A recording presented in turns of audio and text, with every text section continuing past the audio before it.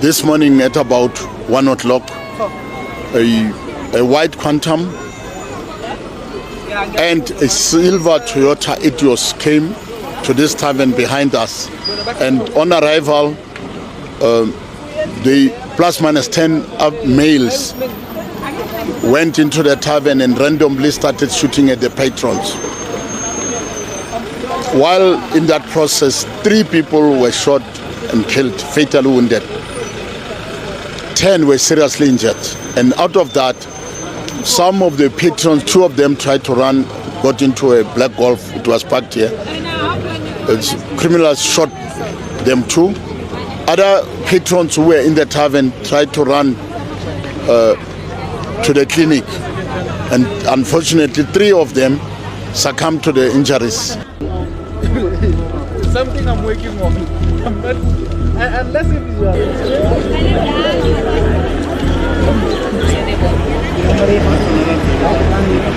Since 2 o'clock this morning, we have been here trying to gather all necessary evidence and process the scene properly and accordingly. Currently, the motive is still unknown. We appeal to our community to assist us in ensuring that those communities who might have seen this white Quantum and a grey Toyota Etios leaving a certain property or house, or they know any of the occupants or drivers, please let them share that with us, or they have number plates of those vehicles. Let them share it with us so that we can be in a position to follow up and deal with them.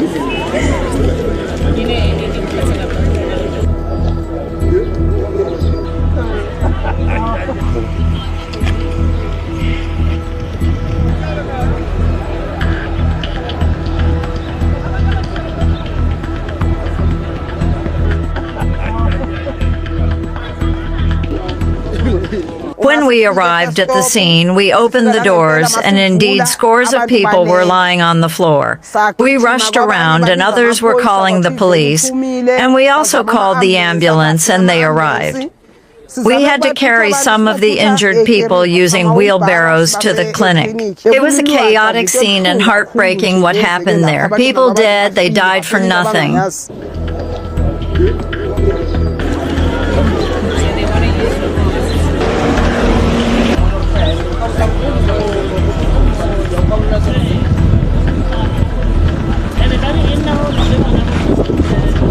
South Africa woke to shock and grief after a mass shooting at a neighborhood pub left 9 people dead and at least 10 others injured.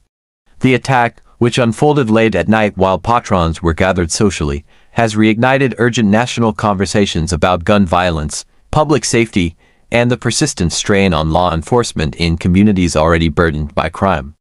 According to preliminary police statements, multiple armed assailants entered the establishment and opened fire indiscriminately. Witnesses described scenes of chaos as people attempted to flee, hide, or assist the wounded. Emergency services were dispatched rapidly, but the scale of the attack overwhelmed the small venue. Several victims were pronounced dead at the scene, while others were rushed to nearby hospitals with gunshot wounds ranging from moderate to critical. Authorities confirmed that the victims included both men and women, many of whom were regular patrons known within the local community. Families were notified through official channels as investigators secured the crime scene and began the process of identifying suspects.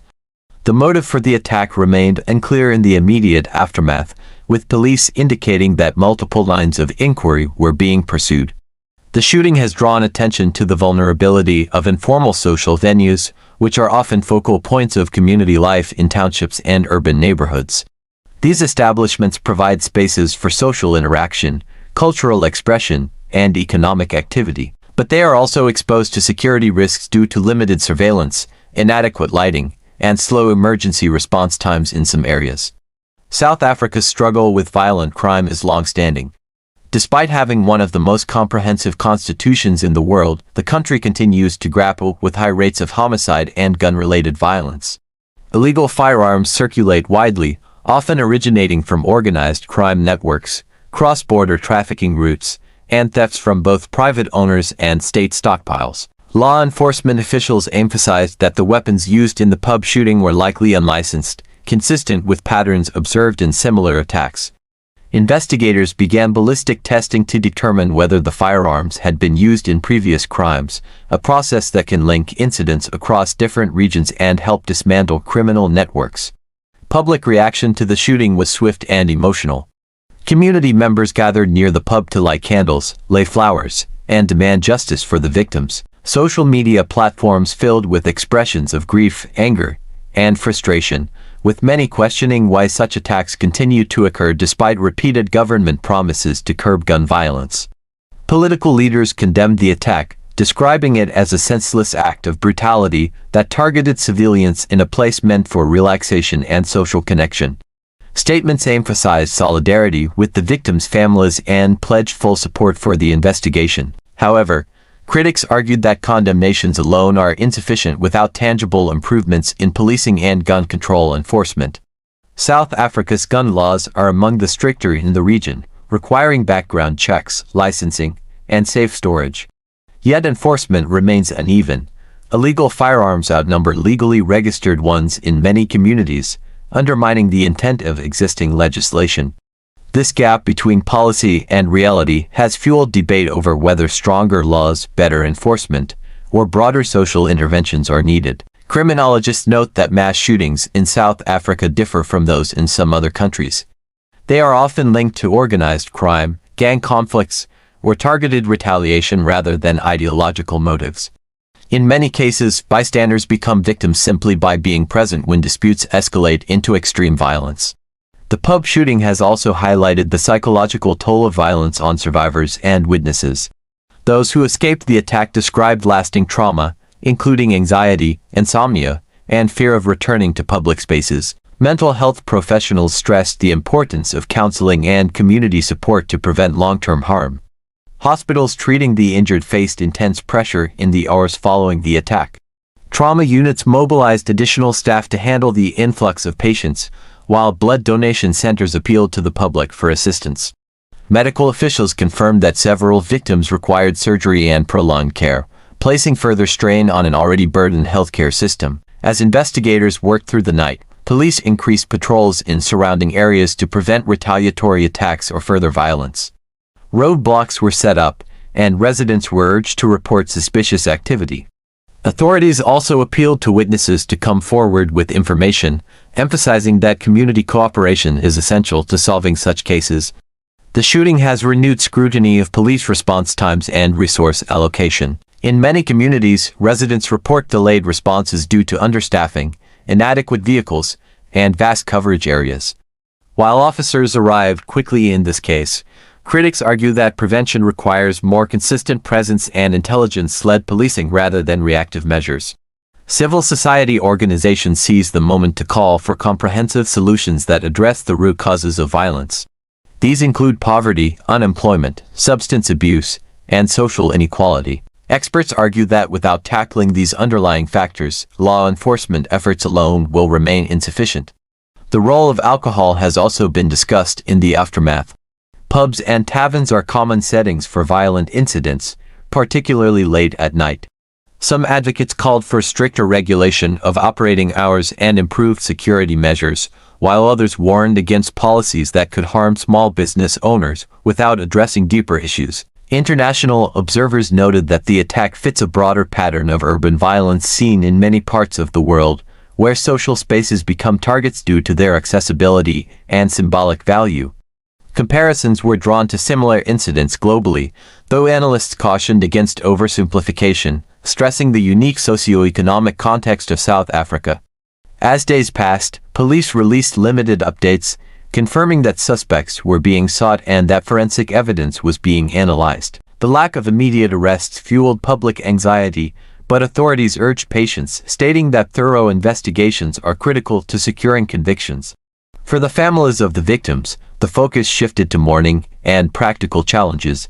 Funeral arrangements, medical bills, and legal processes added to their burden. Community leaders organized fundraisers and support networks to assist those affected, demonstrating resilience amid tragedy. The shooting has also prompted renewed calls for transparency and accountability within law enforcement agencies. Past cases of misconduct and corruption have eroded public trust, making community cooperation more difficult. Restoring confidence, experts argue, is essential to preventing future violence. Educational institutions and youth organizations used the incident as a teaching moment, emphasizing conflict resolution, nonviolence, and the dangers of illegal firearms. Programs aimed at at-risk youth were highlighted as critical tools in breaking cycles of violence. As South Africa continues to grapple with this tragedy, the pub shooting stands as a stark reminder of the human cost of gun violence. It underscores the urgency of coordinated action involving government, law enforcement, communities, and civil society.